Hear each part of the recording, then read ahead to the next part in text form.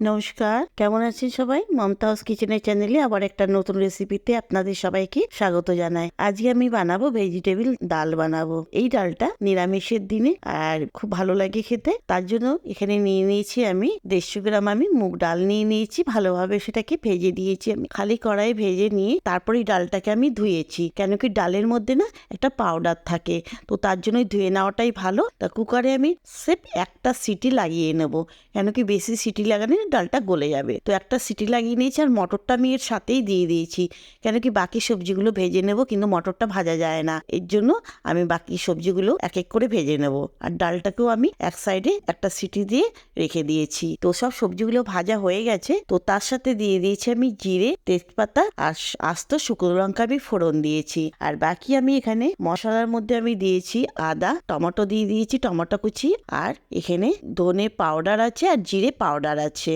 কেন কি এটা নিরামিষ, এখানে কোনো পেঁয়াজ রসুন ব্যবহার করব না।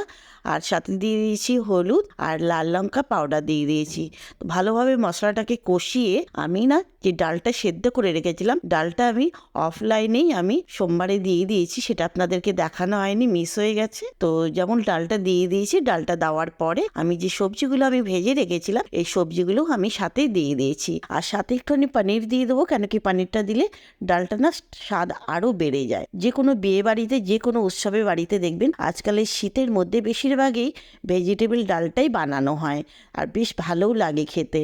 আর তার সাথে আমি দিয়ে দিয়েছি কিছু কাজু আর কিছু কাঠবাদাম, আর সামান্য চিনি দিয়ে দিয়েছি। চিনিটা দিলে একটুখানি মিষ্টি মিষ্টি ডালটা ভালো লাগে। চিনিটা আপনাদের একদম অপশন, যদি আপনাদের মনে করেন নাও দিতে পারেন। আর যেমনই ডালটা হয়ে যাবে, ফুটে উঠবে, তো গ্যাসটাকে অফ করে গরম মশলা আর ঘি এখানে দিয়ে দিলাম 1 চামচ। তো ভালো করে নেড়ে চেড়ে এবার ঢেকে দিয়ে আপনাদেরকে দেখাচ্ছি। খুবই স্বাদের ডালটা হয় এই ডালটা খেতে। দেখবেন নিরামিষের দিনেও কোনো উৎসবের বাড়িতে এই ডালটা বেশিরভাগ বানানো হয় শীতকালে। আর যদি আমার এই রেসিপিটা আপনাদের কাছে কিছু ভালো লেগে থাকে, তো আমার চ্যানেলে একটা সাবস্ক্রাইব, লাইক, কমেন্ট, শেয়ার করে দিয়ে পাশে থাকবেন। আপনাদের একটা লাইক, কমেন্ট, শেয়ার আমার জন্য অনেক অনেক অনেক উপকার।